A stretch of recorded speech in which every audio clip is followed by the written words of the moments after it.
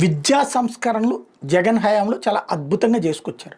పాఠశాలని digitalisation చేయడం, నాడు నాడు కింద స్కూళ్ళు భవనాలు నిర్మించడం, అట్లాగే బల్లల దగ్గర నుంచి అనేకం అద్భుతంగా చేసుకొచ్చారు. అయితే దాంట్లో అప్పుడే అమ్మఒడి లాంటి పథకం కూడా ఇచ్చినటువంటిది, ట్యాబ్లు ఇవ్వడం కానీ ఇవన్నీ.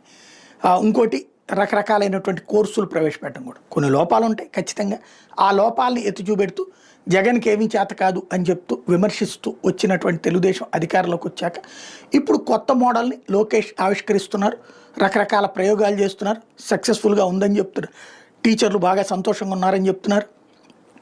విద్యార్థులకు కూడా సన్నబియ్యం భోజనం, అట్లాగే పుస్తకాలకు సంబంధించి ఏ బొమ్మలు లేకుండా, అలాగే వాళ్ళ బ్యాగుల మీద ఏ బొమ్మలు లేకుండా ఇట్లాంటి ఒక సిస్టంలోకి తీసుకొచ్చాం.